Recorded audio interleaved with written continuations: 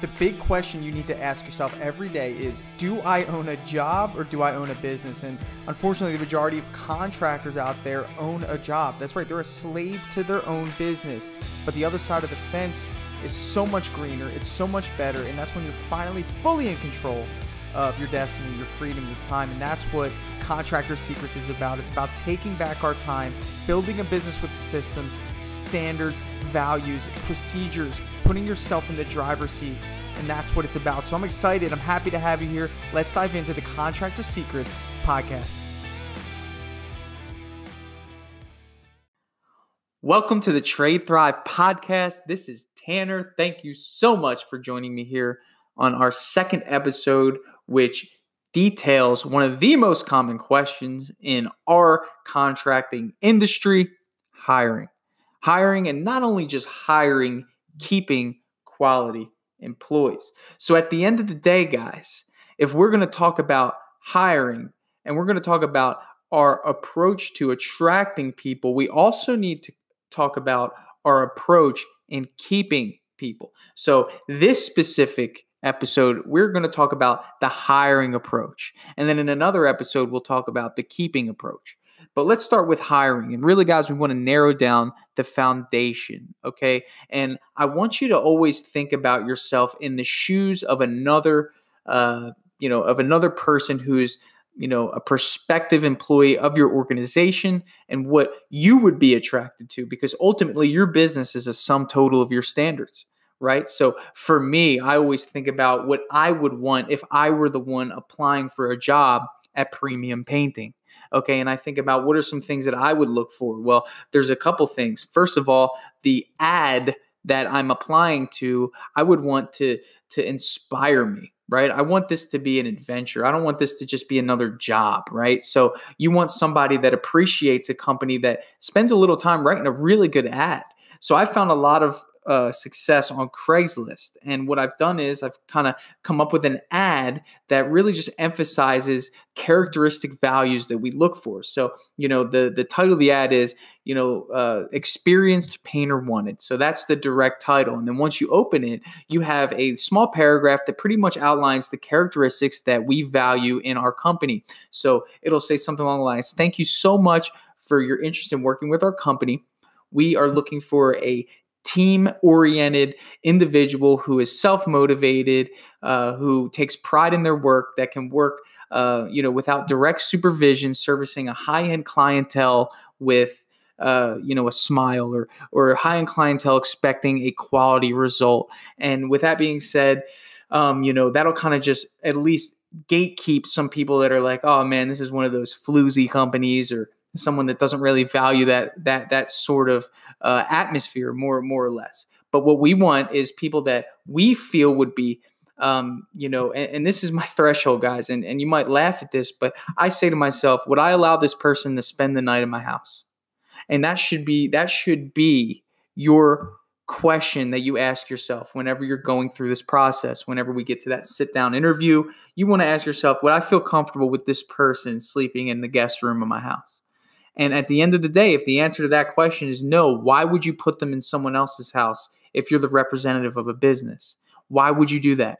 Okay, and you need to be self-disciplined enough in your approach to be able to recognize that and move on to the next candidate if you don't feel that way. Okay, so the first part of our hiring process is that initial paragraph. Okay, so once the paragraph concludes what we're looking for in terms of characteristics, there's a very strategic line after that that says, if you are interested in applying for the position, go to this link right now. Please do not send an email. We want you to go to this link and fill out our form. So two things happen here. If they send an email, obviously they have trouble following directions. The ad clearly states, do not send us an email, okay? Go to this link and fill out the form. So once they go to the form is the kicker, okay? This is another gatekeeper. So first things first, we eliminate anyone who doesn't really find themselves identifying with the characteristics outlined in the initial post. Then they go to a Google form. Now, the form is just a sum total of experience questions, demographic questions, like, what their name is, where they're from, where they live, their phone number, email address. Okay. And then we ask a bunch of strategic questions that really just narrow down to who they are and what they're about. Okay. From that point forward, when we receive the Google form that is submitted by the applicant, I'm looking for a couple questions that are strategically placed. Number one, the question that I look for the most is a question that asks them if they've learned something recently. Okay. Part of the reason why I want to know this is to see how they respond to a question like that. So everything's kind of like business, business, business, business. So one of the questions says, we all learn things. What is something that you've learned recently? Tell me a little bit about that. I'll get responses that range from, why is this on here? Or nothing. Or this is a weird question. And then you'll get someone that says, oh, cool, I just learned how to change the alternator in my grandmom's car the other day by looking at a YouTube video, and now I know how to do that. And I thought that was really cool. Now that's somebody I'm interested in, right? I mean, we learn things every day. And if you're not cognizant enough to be aware of that, you're really not somebody that I want in my business, because ultimately I want people that are coachable and teachable, that appreciate learning new things, right? That's the standard. This is how you build the foundation, okay? At the very end, it asks, is there anything that you'd like to add? And I get things that range from no to yes, I am a highly energetic painter. I love what I do. This is happening. I'm excited to jump in with a new company. I follow directions. Like, someone that really wants a job and really wants an opportunity is going to take every advantage to sell themselves. I don't care who you are. Okay. I've had older people type it in all caps. I don't look at that. I just look at what's important to you. Why do you want the job? Right? Because ultimately people are driven by their why. Now, some people are just looking for it to be a means to an end. Some people are looking for a really good job with a really good company so they can provide security for their family. I want the one that wants to provide security for their family. They have more of a why. Okay. So that's stage 2. All right, so we just went through a really strategic Google ad or Craigslist ad. Then they went to the Google form. I'm looking through the form. I'm liking their answers. Now we go to social media, okay? Guys, this is public information. Google, Facebook, Instagram, anything you can do. Google their name, their email address, their phone number. Google it. See what comes up. Okay, you have every right to do this. Now, we always heard, don't display things you wouldn't want an employer to see on your social media. Well, now it's, now you're going to be using this as a tool. Why not? Okay, so this is a filtering process in itself. I have Googled people that have gotten past those 2 things and their Facebook popped up, and seeing the things that they're sharing and some of the posts that they're writing and some of their comments completely turned me off to them. Avoided that mistake very quickly. Use it to your advantage. Okay. Once they pass those, now let's say they don't have a Facebook, or you can't find anything, or you go to their Facebook, whatever you can see as a private profile, you go to their Facebook and it pans out, they seem like a upstanding individual. Okay. And we're not using this to judge based off of what they look like, guys. We're using this to judge, how they act and what they represent. Okay. And I want to make that very clear. Okay. Next thing we're going to do, okay, after we do that social media search, we reach out to them, whether we send them an email back or we make a phone call, and we schedule a phone interview, guys. Okay, so this is the 4th stage of your hiring process, guys. And I want you to think of this hiring process as like a funnel, okay? And what you're doing is you're taking a few people and you're funneling them down a system that is created to only give you the result of a quality applicant. So that's when we get into number 4, which is the phone interview. You call them, say, hey, when would be a good day for us to connect? We looked at your application. We got all that. We're interested in proceeding with the next stage of the interview process. Great. Now we're on to the phone interview.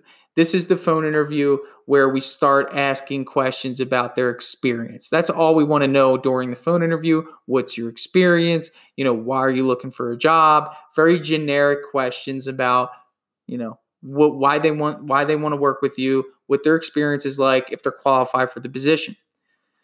Great. If you connect on the phone, that's when you schedule an in-person interview. Okay. In-person interview is number 5. In-person interview. This is when you sit down and you start asking behavioral and characteristic questions.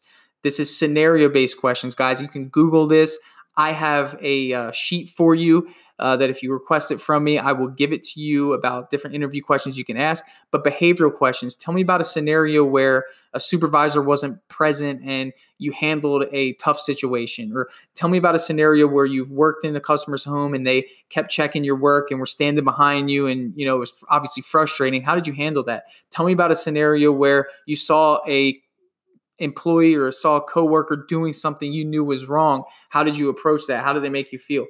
Okay.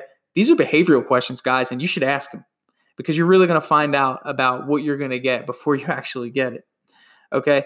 Then, of course, you're going to have your back and forth talk. Once you kind of narrow down, we're going to talk pay expectation and all that stuff. The next thing is your background check, guys. Background check. Small investment, huge return. Okay.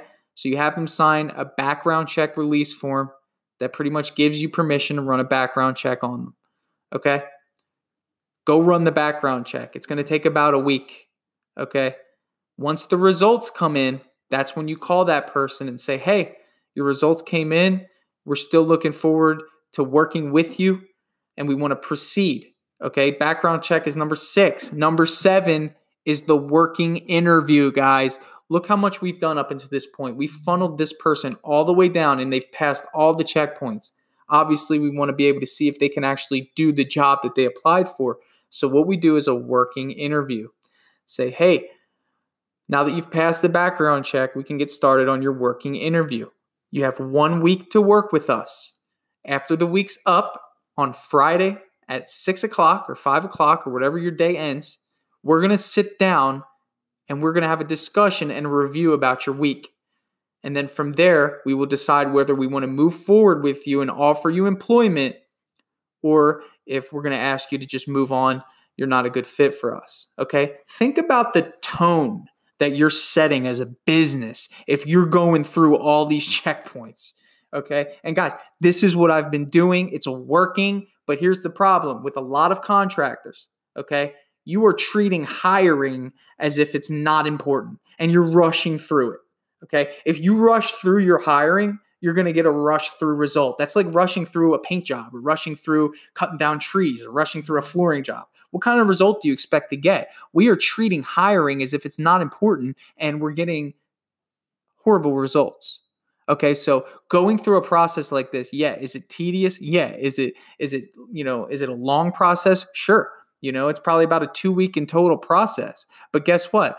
I would wager 2 weeks of that sort of process to keep a quality, upstanding employee for 2+ years that's going to continue to grow my business, guys. This is the secret. This is somebody that's going to show up on time. This is somebody that has values. This is somebody that has a why or a reason for wanting to, provide for their family. Somebody that sticks with you in the same way. Someone might get frustrated and say, oh, that takes too long.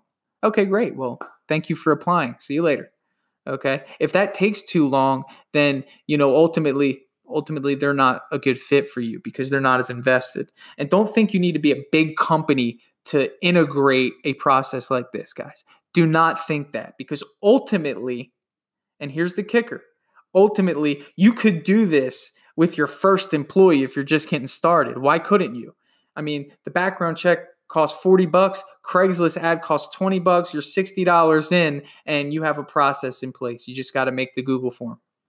Okay, so this is what I'm talking about. This is the level and this is the standard that you need to have in your business if you want to grow and if you want to keep quality employees around. Okay, so that is the system for hiring, and I know for a fact that that's going to change the way the culture of your business is because you're going to attract quality people. Okay. So that's what I got for you guys today. Trade Thrive podcast. I want you guys to check out tradethrive.com if you're interested in adapting automations, a CRM, and a deal stage system in your business. It's really cool stuff, guys. It'll help keep you categorized, organized, automated, all the above. And I personally walk through that with you to get you set up and onboarded. Trade Thrive Podcast, guys, thanks so much for watching. I'll see you on the next episode.